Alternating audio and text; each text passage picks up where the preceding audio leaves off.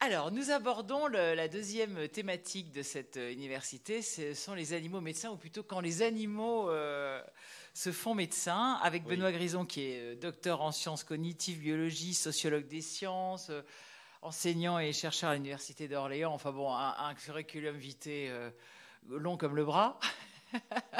Et pas mal de spécialités, mais entre autres, les animaux médecins. Et tout à l'heure, il nous présentera d'ailleurs le film de Jacques Mitch dont il a... Oui. Donc tu nous expliqueras un petit peu ça, qui est à 18h45 pour qu'on ait là, que ça démarre à 19h et que vous puissiez après dîner. Et c'est un film vraiment intéressant. Donc tu vas nous parler des animaux, enfin de tout le savoir de ces animaux. Oui, on peut parler de savoir dans certains cas. Exactement, et de beaucoup de sortes d'animaux. Je donne toujours cet Oui. exemple un peu facile du chien ou du chat qui mange de l'herbe pour se purger. Ça, c'est l'exemple qu'on a tous devant nous. Mais en fait, tu vas nous donner des exemples 1000 fois plus étonnants. En tout cas, qui sont fascinants parce que ça ouvre une porte. C'est une espèce de zone émergente de la recherche scientifique. Jusque dans les années 1980, on considérait que tout ce qu'on entendait de la part d'un certain nombre de peuplades anciennes, de chasseurs-cueilleurs, de la part de gens de milieux ruraux ou de voyageurs sur les comportements thérapeutiques des animaux, on considérait que c'est du folklore, de l'anecdote, etc. Et puis tout a basculé dans les années 1980 parce qu'il y a un chercheur anglais qui s'appelle Richard Wrangham, anthropologue et primatologue, qui travaille maintenant aux États-Unis, qui s'est dit, mais après tout, une anecdote, ça peut être une piste de recherche, on peut essayer de un petit peu voir s'il y a quelque chose derrière l'anecdote. Et lui, il travaillait en Ouganda, dans le parc national de Kibale.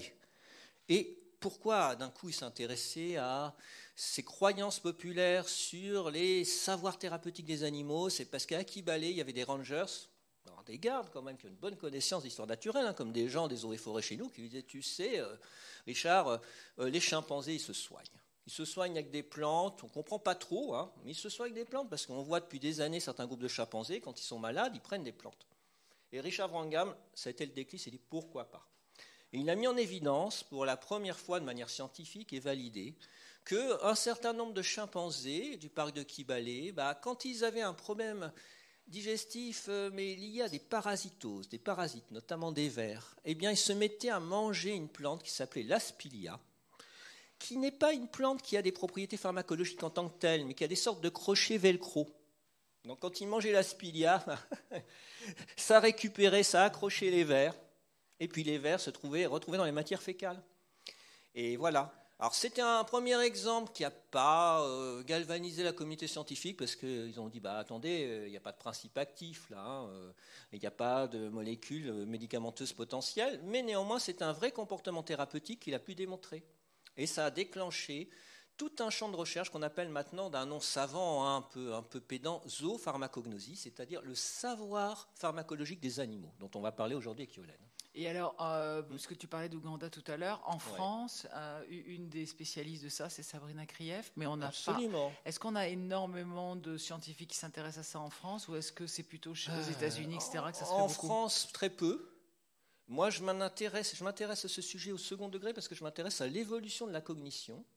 Et comme je disais tout à l'heure à Florence Levrero, quand on s'intéresse à l'évolution de la cognition, le fait que certains animaux commencent à avoir conscience de l'état de santé des autres ou de leur propre état de santé, recherchent activement à se soigner, c'est un indice intéressant en termes d'évolution de la cognition, de la complexité de la cognition. Bon. Mais on n'est pas beaucoup en France à s'intéresser à ça, et Sabrina Krief avec les chimpanzés, moi quelques autres. Par contre, effectivement, dans le monde anglo-saxon, beaucoup plus. Il faut dire que celui qui a fondé vraiment le courant, c'est Richard Wrangham, qui donc travaille aux USA, comme je disais tout à l'heure. Et je suppose que ça serait un axe de recherche qui pourrait avoir beaucoup de fonds, parce qu'il y a quand même toujours un problème financier pour la recherche, puisque derrière, il y a l'industrie pharmaceutique avec, à la clé, beaucoup de médicaments à faire, non ? Oui, ça devrait avoir le vent en poupe. L'industrie pharmaceutique aime bien quand même s'en faire dans les poncifs ou les lieux communs ou la caricature, ce qui a un potentiel de développement et un potentiel économique important. Pour l'instant, comme ce domaine-là, en gros, dans son développement, on a 3 décennies. Et on en parlera tout à l'heure, mais il n'a pas donné lieu à beaucoup de découvertes de molécules pour l'instant exploitables pour l'homme. Il préfère actuellement l'industrie pharmaceutique s'intéresser aux ethnosavoirs, comme disent les anthropologues, c'est-à-dire aux croyances traditionnelles phytothérapeutiques des Indiens amazoniens, ou bien aux invertébrés marins qui regorgent de principes actifs intéressants, notamment en cancérologie, parce que les invertébrés marins, les anémones de mer ou autres, etc., se défendent avec des toxiques, mais qu'on peut utiliser parce qu'ils ne sont pas trop agressifs pour tuer des cellules tumorales. Et donc, ils ne misent pas trop pour l'instant sur la zoopharmacognosie. Et en fait, pour briser le cercle vicieux, il faudra que les chercheurs du domaine découvrent encore plus de remèdes animaux et commencent à avoir des succès transposables dans le domaine de la thérapeutique humaine. Mais ça viendra. Hein. Ça viendra. Alors, on va démarrer par les vertébrés, et notamment les oiseaux, qui sont presque des médecins. Oui, en fait, c'est intéressant cette histoire d'oiseau-thérapeute parce que c'est là aussi à replacer dans un contexte de l'histoire des sciences naturelles et de la biologie du comportement, parce que jusque dans les années 1990, le point de vue sur les oiseaux, c'est que ils avaient une cognition, une intelligence en marchant vite qui était pauvre. On disait oui, ils ont un cerveau reptilien. Ils ne sont pas capables de grand-chose en termes de capacité mentale. Bon. Oui, tête de Piaf, tête de Linotte, etc. En fait, on s'est aperçu que c'était une erreur de neuroanatomie comparée parce que, bien sûr, leur cerveau a une évolution tout à fait distincte de celle des mammifères, mais ils ont des structures équivalentes à ce qui constitue le cortex des mammifères. Du coup, équivalents, remplissant les mêmes fonctions, mais n'ayant pas la même structure, autrefois les biologistes disaient « Ah, je ne retrouve pas, mais quelque part c'était un raisonnement biaisé, je ne retrouve pas le cortex des mammifères. » Ah non, mais il y a une autre couche, enfin un autre ensemble de couches cellulaires qui correspond, qui est l'équivalent en termes de fonction du cortex des mammifères et qui leur donne des capacités cognitives importantes. Et j'en viens au comportement thérapeutique de toutes ces soi-disant têtes de Piaf. Dès le moment où leurs capacités cérébrales ont été revues à la hausse, on s'est aperçu en plus que parfois ils avaient même, par rapport au poids du corps, plus de cellules nerveuses que nous parce qu'elles sont miniaturisées. On commençait à ouvrir l'œil sur des comportements complexes parce qu'une fois de plus, un biais fondamental, comme on les croyait stupides et mal équipés neurologiquement, on disait qu'ils ne sont pas capables de grand-chose. D'un coup, on ouvre l'œil parce qu'ils sont capables potentiellement de quelque chose neurologiquement et on commence à découvrir quoi ? Par exemple, les mésanges. Les mésanges bleus qui ont été étudiés dans le parc naturel de Fango en Corse, sont des reines des plantes aromatiques, je dirais, antiparasitaires. C'est-à-dire qu'elles vont sélectionner, et on pensait avant que c'était un comportement décoratif, pour leur nid, un certain nombre de plantes, alors comme la calaminthe, mais ça peut être aussi de la lavande, etc. Et en réalité, elles font ça, elles ajoutent ça à leur nid quand elles ont une couvée qui est en plein développement, ou des oisillons très jeunes, parce que ça permet d'éliminer un certain nombre de germes. Bon. Et alors, il y a des plantes qui ont un effet équivalent, donc on a même remarqué qu'il y avait des mésanges qui avaient plutôt préférence pour prendre telle plante, qui de toute façon avait le même effet, que telle autre. Bon. Comment ça est possible ? À la fois à cause de capacités mentales importantes de la part des oiseaux, mais aussi d'un odorat développé. Ce qu'on ignorait complètement, en fait, pendant à peu près un siècle, entre la période de Darwin, dont parlait Valérie ce matin, et les années 1970, on a cru que les oiseaux n'avaient pas d'odorat. Eh bien non, c'est grâce à l'odorat qu'elles détectent les plantes aromatiques qui contiennent certains principes actifs, qui sont antiseptiques, etc., et qu'elles en décorent apparemment leur nid, en fait, elles protègent leur couvée. Et alors ce qui est fascinant, et ça fait un pont vers une thématique qu'on abordera sans doute ensemble tout à l'heure, c'est que les chercheurs qui ont travaillé là-dessus, je pense à Marcel Lambrecht, l'Université de Montpellier et CNRS Montpellier, Adèle Menra, quand ils ont parlé aux phytothérapeutes traditionnels corses, ils ont dit mais c'est marrant parce que en fait, c'est des plantes de la pharmacopée végétale traditionnelle corse. Et donc, Adèle Menra et Marcel Lambrecht se sont demandé qui avait inspiré qui. En l'occurrence, c'est clairement pas les mésanges qui se sont inspirés des êtres humains, donc ils soupçonnent ce que les phytothérapeutes corses ne prennent pas du tout mal, que peut-être les guérisseurs traditionnels corses se sont inspirés un peu, il y a longtemps, de ces comportements animaliers. Oui, ce qu'on pourrait dire en Afrique aussi, où les sorciers regardent et par leur observation, les bases. Voilà, d'ailleurs, sorcier, vous savez bien, ça c'est une espèce de label colonialiste, quoi. On pourrait presque les appeler hommes médecine, comme on appelait les thérapeutes et prêtres traditionnels amérindiens. Oui, voilà. C'est vrai. Et alors, pour revenir sur les oiseaux, est-ce que du coup, on découvre aussi qu'il y a des dialectes et des accents chez les oiseaux ? Ah, complètement. Est-ce que leur savoir médicinal, voilà, aussi, comme chez les chimpanzés, chez les oiseaux. Voilà. Est-ce que les oiseaux, les mésanges de Corse, elles vont prendre, je dis n'importe quoi, de la lavande, mais par contre, les mésanges de l'île, Elles vont prendre une herbe du Nord, je ne sais pas laquelle. Mais... C'est-à-dire que pour l'instant, on a mis en évidence ce phénomène-là en Corse. On pense qu'il existe ailleurs. Après, c'est vrai que le contexte en fait, botanique, phytologique de la Corse s'y prête parce qu'il y a les plantes qu'il faut, etc. On pense aussi, comme il y a des cultures au sein des espèces animales, d'oiseaux, il y a des cultures au sein des mésanges, peut-être qu'il y a des stratégies thérapeutiques qui ne sont pas de type plante aromatique ailleurs, sous d'autres latitudes, chez les mésanges. Bon, il y a aussi l'exemple classique du moineau et du moineau mexicain, et aussi du roselin, qui est un petit passereau mexicain. Ils sont à Mexico, et parce que c'est l'Université de Mexico qui a étudié ça, un certain nombre de collègues, dans un environnement hyper pollué. Vous savez bien, Mexico, c'est très très pollué. Pollué à tous les niveaux, et ils récupèrent les mégots pour les mettre dans leur nid. Et pendant quelques temps, les chercheurs qui étaient spécialistes du comportement des moineaux là-bas, ou qui s'intéressaient au comportement des passereaux, ne comprenaient pas. C'est à cause de la nicotine qui a encore tué les parasites. Le problème, c'est que c'est une stratégie à double tranchant, parce que ces mégots contiennent, on le sait tous bien, en santé humaine, un certain nombre de produits toxiques. Et parfois, ça se paye aussi de troubles de santé chez les moineaux, même si globalement, ils ont réussi à obtenir de façon significative, ça a été étudié, plus de survie grâce à la nicotine face aux parasites de leur couvée. Voilà.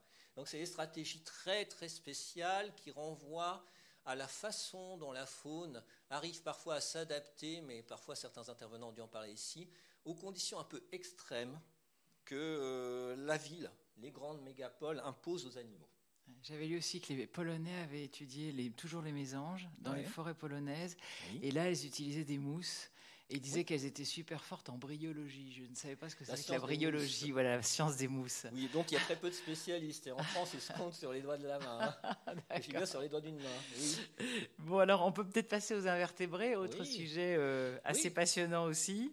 En fait, les invertébrés posent un problème fascinant qu'on pourra évoquer à un moment donné aujourd'hui. C'est que la réputation des invertébrés, d'ailleurs, il faut mettre des grosses guillemets invertébrés, parce que quoi de commun entre une fourmi, entre une araignée, une langouste, quoi de commun entre tous ces êtres-là? Pas grand-chose.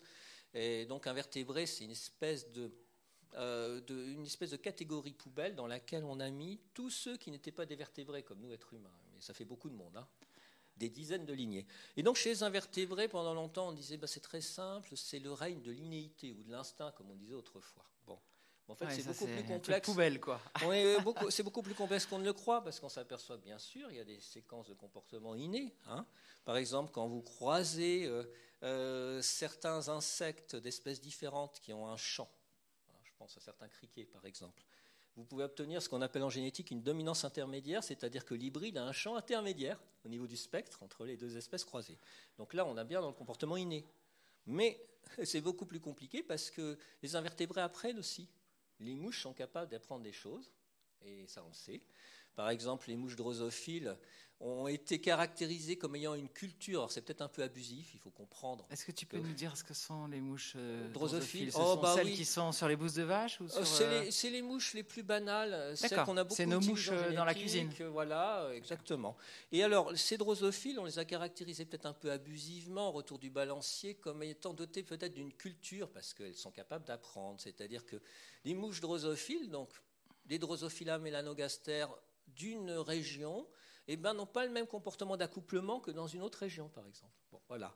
Alors c'est amusant parce que bien sûr ça a fasciné les journalistes, c'est un peu olé olé, mais surtout ça montre que là il y a quand même des espèces de capacités d'innovation comportementale qui fait que ce n'est pas des êtres d'innéité, des petits automates, les insectes comme on pensait autrefois. Pourquoi je vous raconte tout ça? C'est parce que ça ouvre complètement la porte à l'idée pas aberrante à ce moment-là que les insectes puissent utiliser des plantes, des éléments de leur environnement pour essayer de se soigner. Bon, puisque je vous parlais de la drosophile, la fameuse mouche du vinaigre, comme on l'appelle, eh bien, je vais vous décrire une étude qui a été menée en 2013 à l'université Emory, à Atlanta. Et à Emory, en fait, les gens se sont aperçus que les drosophiles pouvaient utiliser l'alcool pour se défendre contre des parasites. Bon, alors qu'est-ce que ça veut dire? En fait, les drosophiles adorent. On peut en laboratoire les élever sur des bouts de bananes, des bouts de fruits, donc adorent les fruits fermentés. Donc elles peuvent être dans un environnement alcoolisé. Bien. La nature étant impitoyable, comme le rappelait Valérie Chansigo ce matin, Eh ben, face aux drosophiles, il y a ce qu'on appelle des guêpes parasitoïdes, c'est-à-dire des guêpes qui vont parasiter la drosophile en développement, qui n'est pas encore une mouche adulte, pour y pondre leurs œufs. Bon.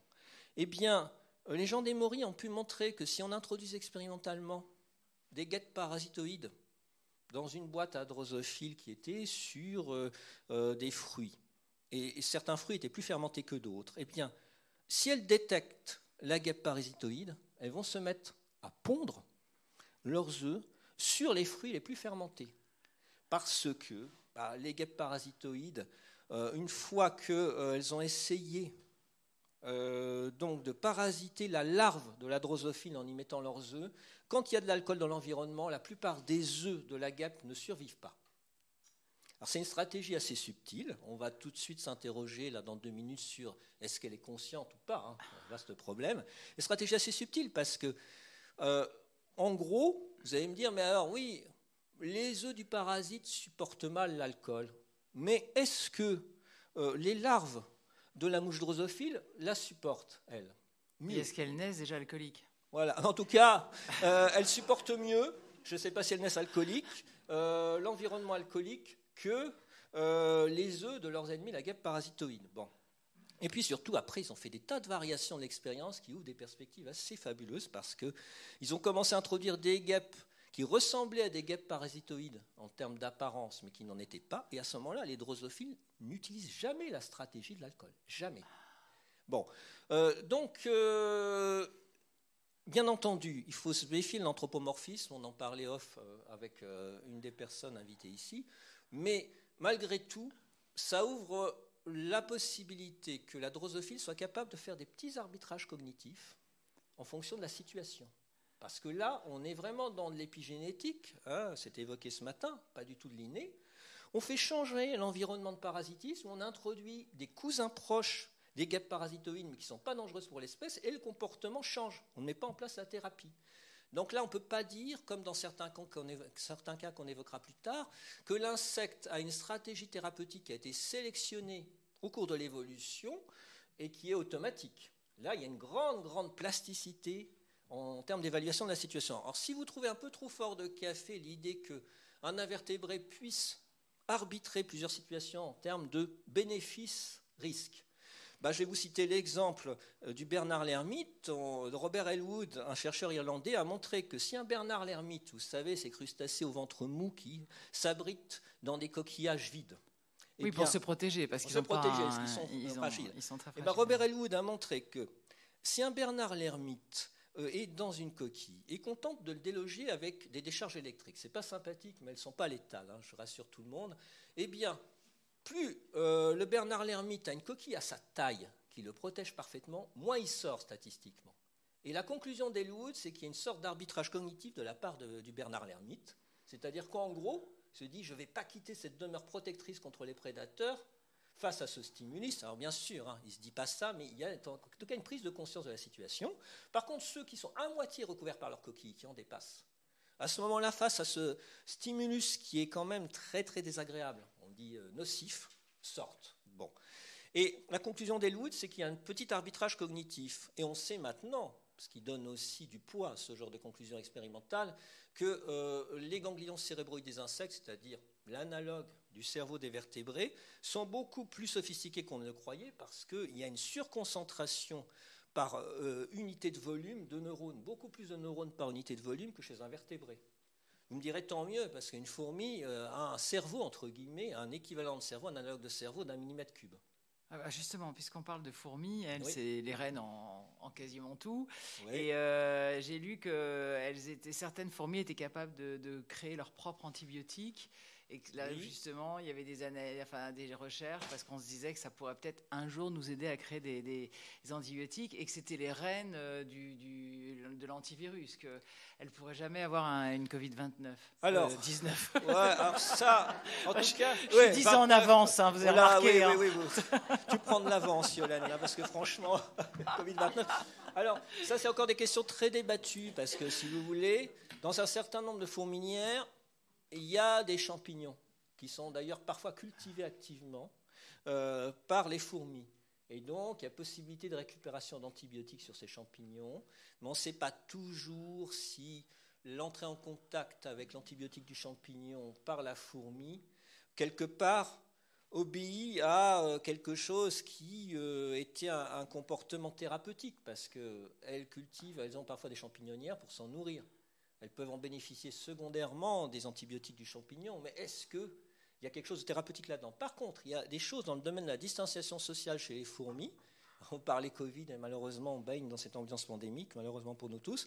C'est-à-dire qu'une fourmi noire banale, l'Asus niger, qu'on trouve sous nos climats, imaginons, et ça arrive, qu'une fourrageuse, comme on dit, c'est-à-dire en fait une ouvrière spécialisée dans le fait d'aller chercher de la nourriture à l'extérieur et la ramener. Imaginons qu'une fourrageuse est contaminée par un germe, en général un champignon microscopique. Ce qui se passe, et ça on l'a pu montrer en éthologie expérimentale, c'est-à-dire dans les fourmilières artificielles, si on met donc des spores de ce champignon plutôt nocif sur une fourrageuse et qu'elle rentre dans la fourmilière, eh bien, en fait, dès qu'elle est rentrée dans la fourmilière, qu'on l'a fait rentrer, les chercheurs l'ont fait rentrer, dès qu'on l'a fait rentrer dans la fourmilière, elle s'écarte de la fourmilière pour protéger la fourmilière. On verra après l'interprétation éventuelle de ce comportement.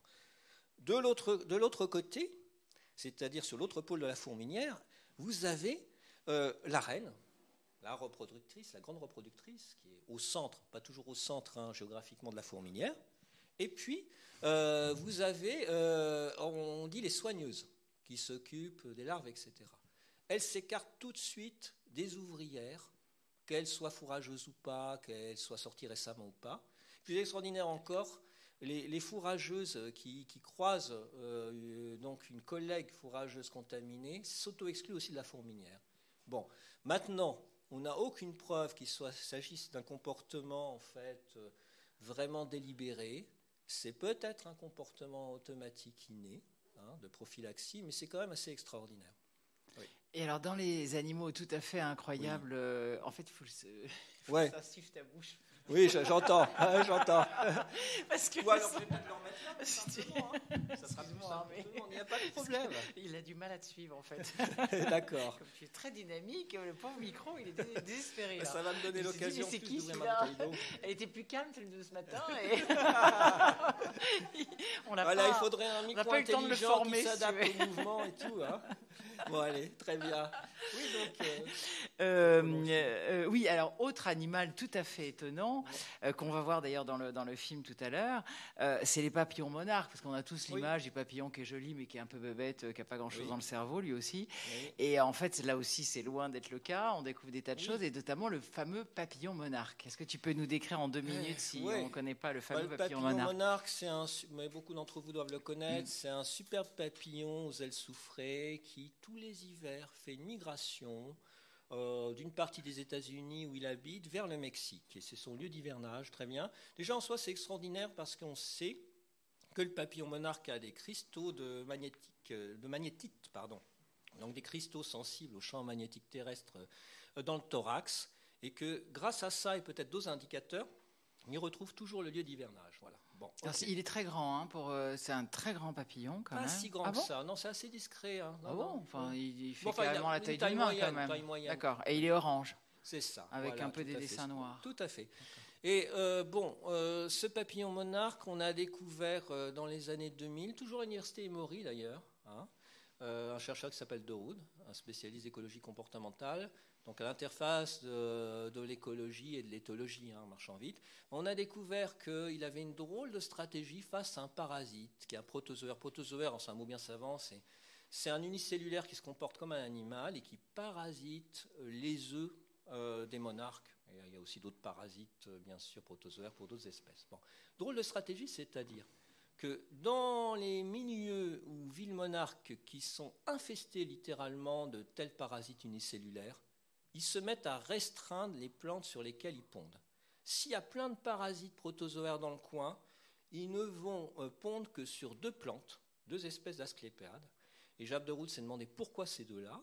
Il a vite compris, c'est-à-dire qu'à ce moment-là, la ponte et donc le développement ultérieur du papillon se fait avec plus de succès. Et après, Deroute a montré qu'en fait, dans ces 2 espèces d'asclépiades, il y a des molécules, des cardénolides, qui sont très toxiques pour l'unicellulaire parasite, pas du tout pour la ponte du papillon. Alors là, après, il y a un gros débat qu'on va retrouver souvent chez les invertébrés. C'est, alors, est-ce que tout ça, c'est un arbitrage cognitif, c'est-à-dire une réflexion peu développée, mais quand même, ou c'est quelque chose d'inné? On tend à penser que c'est plutôt quelque chose d'inné, surtout qu'un papillon, ça ne vit pas longtemps, mais il y a quand même un débat qui se poursuit parce que certains disent, mais attendez, si ça a été sélectionné en fait au cours de l'évolution, si c'est la sélection naturelle qui a produit ce comportement adaptatif, est-on sûr que tous les papillons monarques, certes de la même espèce, mais dans toutes les régions, quand il y a des asclépiades, font la même chose quand il y a le parasite? En gros, le débat, c'est un peu court comme débat, vous me direz, comme objection. Prouvez-moi qu'à chaque fois qu'il y a ces plantes guérisseuses et qu'il y a les parasites, ils pondent là-dessus. S'ils ne le font pas systématiquement, ça voudrait dire que ça a été appris. Et les gens qui objectent à l'idée de l'innéité de ce comportement, un comportement acquis, ils disent de toute façon, on sait bien maintenant, ce que je vous disais à l'instant, que les insectes peuvent apprendre. Donc le débat est en cours. Mais enfin, bon, le consensus tend plutôt à penser que c'est quelque chose qui a été sélectionné par l'évolution. Alors après, il y a des animaux marins où là, c'est plus compliqué de découvrir des choses, mais on commence. Tu voulais nous parler des langoustes. Évidemment, moi, je t'aurais bien posé la question sur l'éternel poulpe. Parce qu'à chaque fois qu'on parle d'intelligence et de savoir, on a toujours envie de savoir si le poulpe est notre ami. Je crois que c'est l'ami de beaucoup de gens. On ne sait rien sur d'éventuels comportements autothérapeutiques. D'accord. Ouais. Par contre, on sait beaucoup de choses sur une langouste qui est assez banale dans les Caraïbes. On la trouve en Floride, on la trouve au large de Cuba. Panulirus argus. Bon. C'est encore une langouste assez extraordinaire, malgré son apparence banale. Et là encore, il faut se défier, je te rejoins, du côté les mal aimés ou les animaux banals. Aucun animal, aucun organisme est banal. Panulirus argus, cette langouste blanche des Caraïbes, elle est capable de retrouver, quand elle va chercher sa pitance au loin, tous les soirs, la crevasse corallienne où elle réside, grâce, là encore, à une perception du champ magnétique terrestre et de ses variations. Mais on a trouvé mieux. C'est-à-dire que quand il y a une infection au sein du groupe, au sein d'une population de Panulirus, parce qu'ils sont groupés, tous les abris coralliens des individus sont les uns à côté des autres, des stratégies d'un petit peu de protection.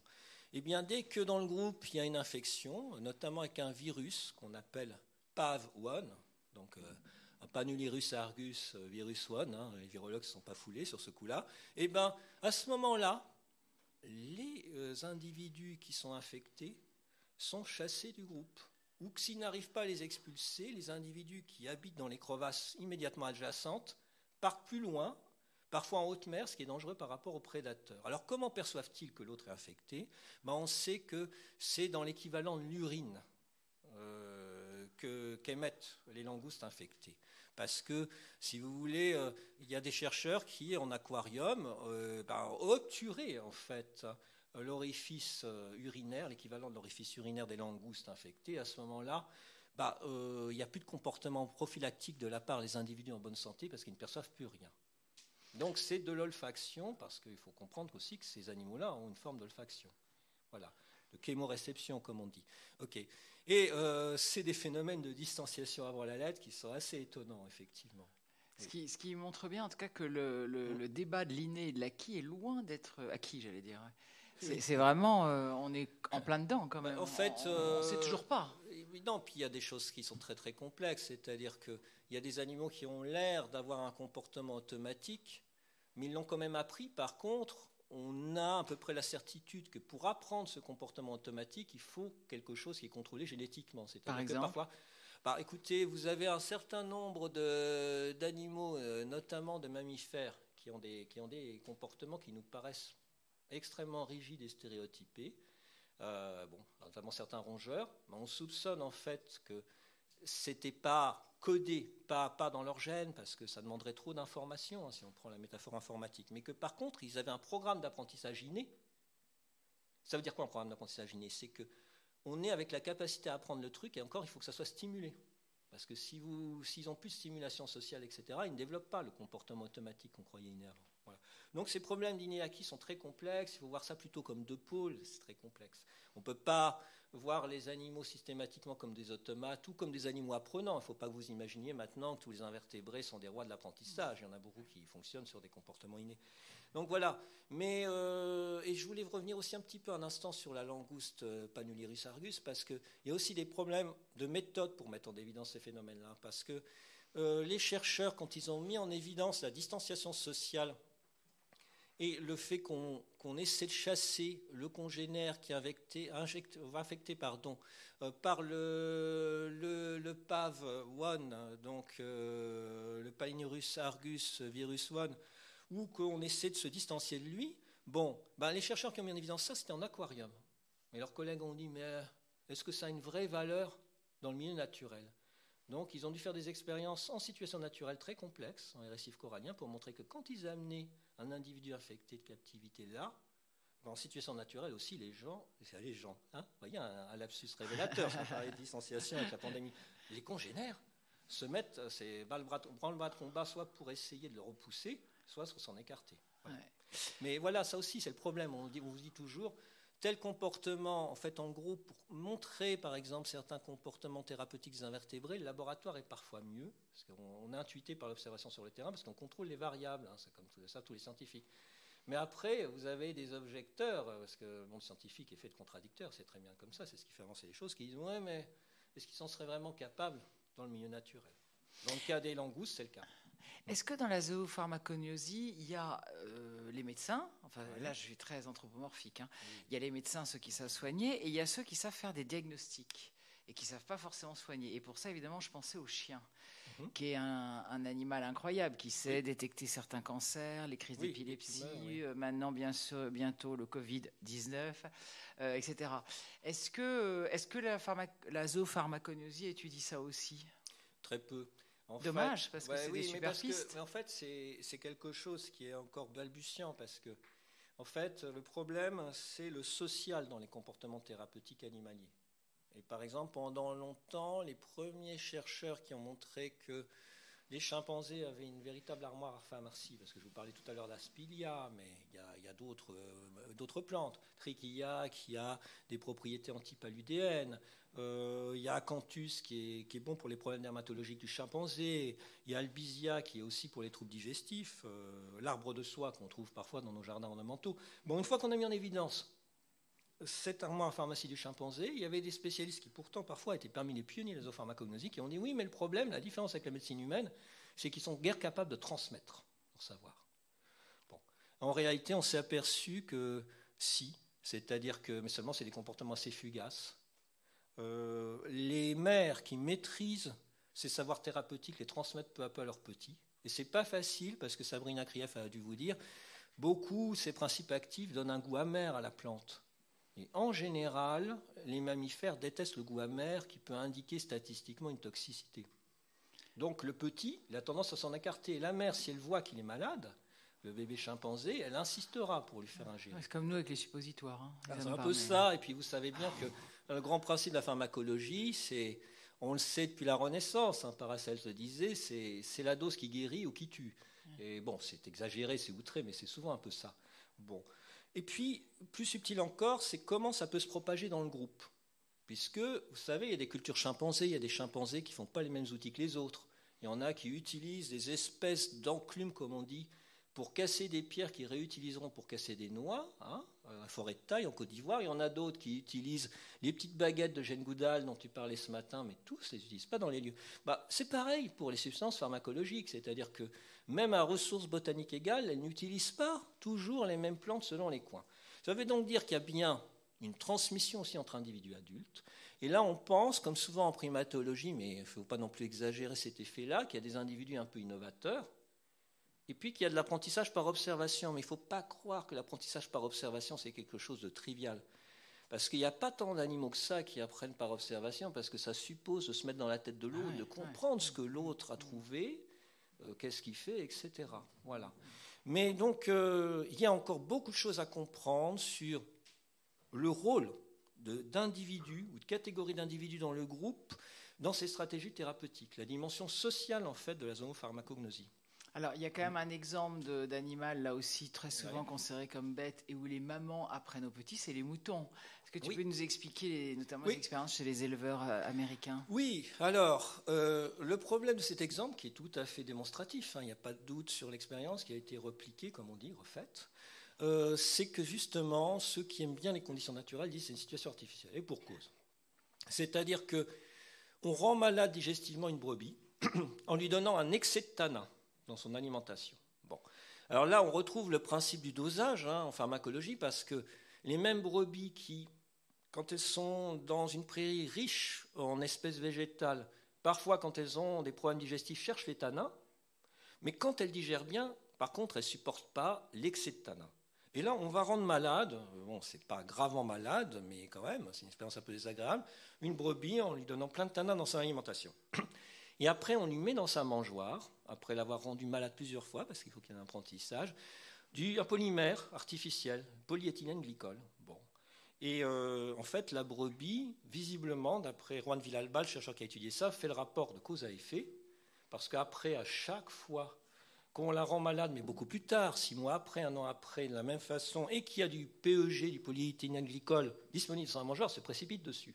Mais surtout, ce qui est super intéressant, c'est qu'il y a une disciple de Villalba qui a montré que les brebis ainsi formées, en termes d'autothérapie, eh bien, si vous rendez malade temporairement leur agneau, et que dans leur mangeoire, à l'adulte, la mère, et à l'enfant, au rejeton, il y a du polyéthylène glycol, la brebis incite son agneau, par rapport à son comportement, à avaler le polyéthylène glycol. Donc il y a une transmission, une tentative de transmission. Après, évidemment, comme on n'a pas prouvé ce genre de transmission, de stratégie thérapeutique chez les brebis en liberté, c'est quand même une expérience, entre guillemets, très artificielle. Oui, et alors, ça montre les capacités quand même des moutons. On en parlait tout à l'heure avec Marc Giraud, qui longtemps, les moutons et les chèvres ont été complètement sous-estimés cognitivement, alors qu'en fait, c'est des animaux tout à fait intelligents. Bon, mais bien sûr, d'un point de vue anthropomorphique, ils sont très différents dans la morphologie des primates, des singes, les primates non humains, les singes et les lémuriens, nos cousins, et on a tendance à leur prêter plus de bêtises que d'intelligence, et c'est une erreur. C'est une erreur, et en plus ça pourrait changer l'élevage. On pourrait quand même changer les méthodes d'élevage si on considérait enfin les animaux qu'on élève comme des animaux intéressants. Je ne croyais pas si bien dire, parce que concernant les ovins, Juan Villalba, qui a donc mené toutes ces expériences sur les brebis, au départ, avant de devenir fondamentaliste, était un agronome. Et il s'intéresse à développer, en collaboration avec des agriculteurs de pointe, là, dans l'État de l'Utah, aux États-Unis du travail, des prairies où on plante des essences qui sont, entre guillemets, médicinales pour les brebis. Parce qu'ils disent c'est tout bénef. Enfin, oui, bien sûr. C'est tout bénef pour vous, parce qu'elles vont s'auto-soigner. Et ça marche, semble-t-il. Et ça entretient la culture animale, justement. Donc en plus, ça aide les animaux d'une certaine façon. Oui. Alors c'est quoi l'avenir de la zoopharmacognosie? Où est-ce qu'on en est aujourd'hui? Est-ce que c'est un le vent en poupe, c'est formidable? Est-ce que non, c'est un peu la sœur pauvre de la recherche? Alors, il y a un avenir réel, parce que vous avez une plante, une de plus de la pharmacopée, nos cousins les plus proches, les chimpanzés, enfin les plus proches avec les bonobos, c'est Vernonia amygdalina. Bon, Vernonia amygdalina, au départ, quand on l'a étudié sur le terrain, on pensait que c'est avant tout un bon vermifuge pour les chimpanzés. Alors, on a vu ça au parc naturel de Kibale en Ouganda, on a vu ça en Tanzanie, dans le parc de Mahale. Et puis, en fait, en étudiant en laboratoire, y compris sur des cultures de cellules, ces propriétés pharmacologiques de Vernonia amygdalina, on s'est aperçu que c'était un bon antipaludéen. Et aussi, semble-t-il, un stimulant du système immunitaire. Donc, on en est à se demander, même s'il est douteux que le chimpanzé ait conscience du détail de tout ça, si le chimpanzé ne joue pas sur plusieurs tableaux quand il consomme ça. Voilà, ça c'est un bon exemple. Et il y a d'autres plantes qui sont utilisées par des mammifères qui sont actuellement à l'étude, je parle des mammifères tropicaux bien sûr, comme antipaludéens. Donc il y a un véritable avenir. Bon. Alors l'autre avenir de l'affaire, je pense le voir du côté des ethnosavoirs. Et quelque part la boucle est bouclée, parce qu'au début, des gens comme Richard Wrangham ont consenti enfin, contrairement à ses prédécesseurs, à écouter ce que disaient les Africains sur ce qu'ils observaient sur les animaux. Les ethnosavoirs, je vous le rappelle, en ethnologie et anthropologie, c'est les savoirs traditionnels des populations anciennes, chasseurs-cueilleurs ou pas. Parce qu'on s'aperçoit maintenant qu'il y a tellement de pharmacopées traditionnelles, surtout dans les forêts tropicales, en Afrique centrale, en Afrique, ou même en Afrique de l'Est, puis dans les forêts denses d'Amazonie. Beaucoup de ces pharmacopoées se sont nourris de l'observation des animaux. Alors, on va un petit peu inverser les choses, c'est-à-dire aller interroger les phytothérapeutes traditionnels en disant est-ce que certains de vos médicaments, c'est les animaux qui vous l'enseignaient? Autrefois, ça aurait paru risible.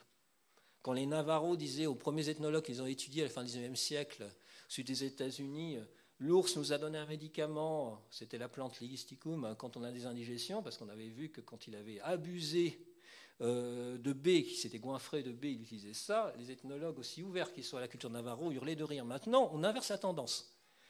Est-ce que les biologistes du comportement demandent à un certain nombre de peuples traditionnels, est-ce que vous avez vu des comportements thérapeutiques chez les animaux ou vous anciens, pour orienter leur recherche et en trouver de nouveaux, et peut-être enrichir la pharmacologie du monde en transculturel. Alors, avant qu'on conclue, vous ne m'avez pas parlé d'abeilles. Oui. Qui, me semble-t-il, est un des animaux les plus thérapeutiques, non? J'ai l'impression qu'il y a rien que le propolis, oui. C'est une espèce de médicament de malade. Alors, le propolis, je ne sais pas si on ne prête qu'aux riches, il a autant de vertus que ça, mais c'est sûr qu'il y a quand même un côté défensif contre les micro-organismes. On dit toujours que c'est formidable, que ça guérit mais, tout. De fait, contre les micro-organismes, c'est très très utile. Mais moi, je suis encore plus fasciné par les découvertes récentes sur des cousines lointaines, mais c'est toujours des hyménoptères, des abeilles, des différentes espèces d'abeilles, c'est-à-dire les fourmis matébélées de la Côte d'Ivoire. Parce que les fourmis matébélées de la Côte d'Ivoire, on les surnomme comme ça, parce que les matébélées, c'était une ethnie guerrière. Elles sont extrêmement agressives. C'est pas les fourmis légionnaires, alors? C'est encore non, d'autres. Pas du tout. Ouais. C'est des fourmis qui sont spécialisées dans la dévastation des termitières. Donc un autre insecte social, mais qui n'est pas du tout apparenté. C'est-à-dire tous les jours, la spécialité. En fait, elles font leur fourmilière. Oui, hein, c'est des belliqueuses. On a encore vu d'un point de vue anthropomorphique. Elles s'installent leur fourmilière près des termitières et tous les jours, parce que c'est, je n'ose pas dire leur gagne-pain, mais c'est leur alimentation. Elles vont rasier les termitières. Okay. Sauf que ce n'est pas sans risque. Si vous voulez, les termites tropicaux ont des sacrées mandibules. Et puis c'est des warriors aussi. Hein. C'est des warriors. Du coup, les fourmis matébélées, du moins celles qui sont à l'attaque, pas celles qui s'occupent du couvain, etc., qui entourent entre guillemets la reine, souvent se font amputer ou blesser. Bon.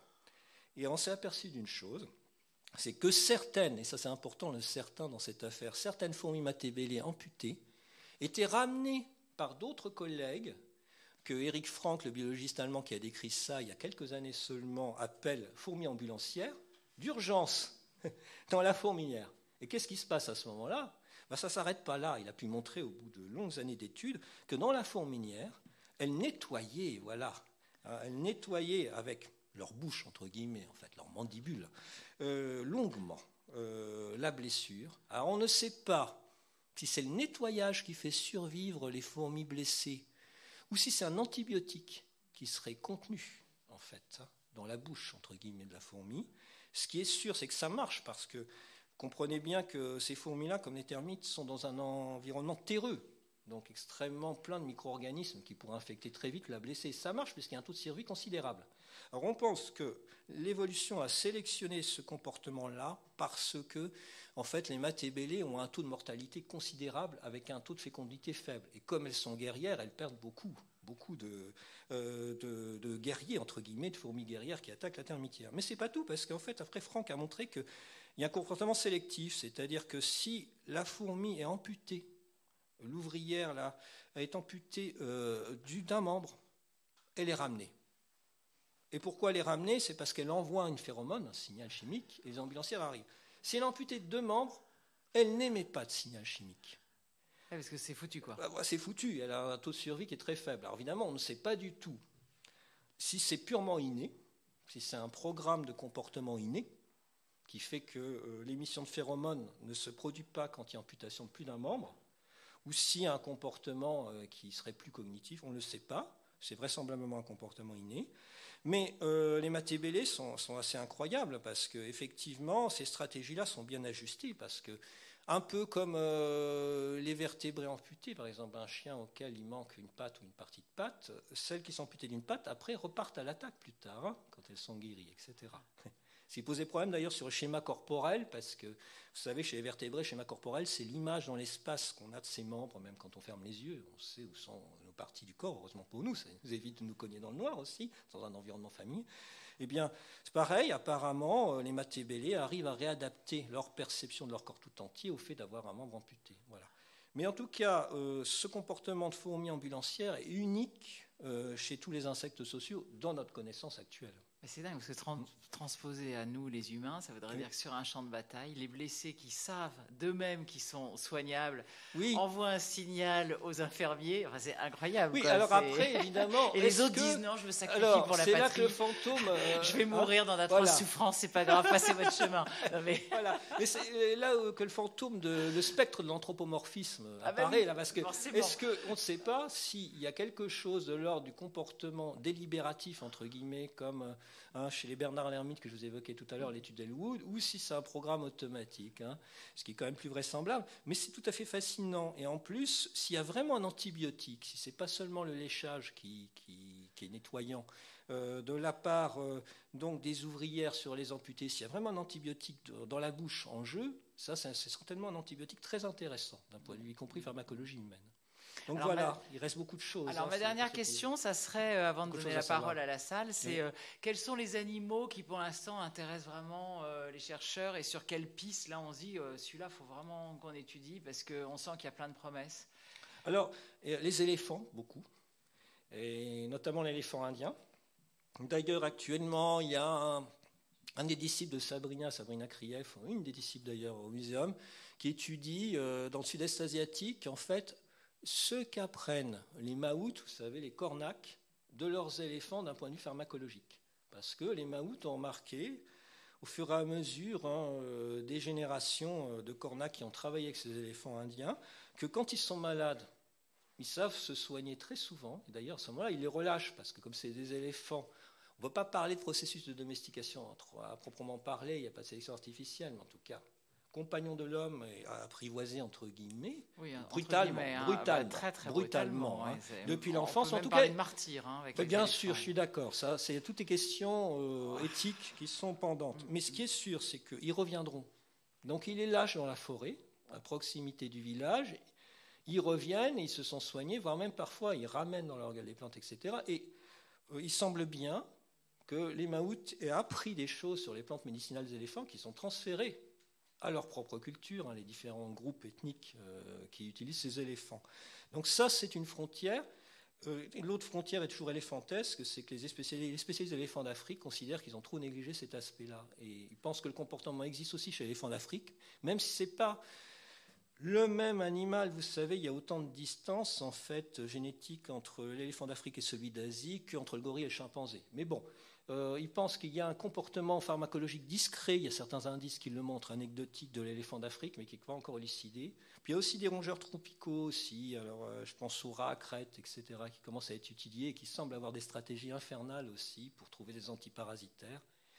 Et le monde des lémuriens, j'en parlais ce matin, c'est bien sûr de circonstance ici, puisqu'il y a beaucoup de lémuriens, là, devant les maquis, là, ce matin, les lémurs maquis, j'en parlais, c'est que les lémuriens, on voit qu'ils sont des cataplasmes de plantes médicinales, on voit qu'ils écrasent des mille-pattes pour en extraire des substances qui sont cicatrisantes ou anti-infectieuses, voilà. Donc il y a quand même plein d'organismes prometteurs. Toute la question est de savoir, on sait maintenant que ce n'est plus un comportement marginal dans le monde animal, mais jusqu'à quel point il est répandu. Voilà, on ne sait pas, c'est le début. Bon, merci de nous avoir donné la pêche, parce que c'est vraiment... Merci à vous.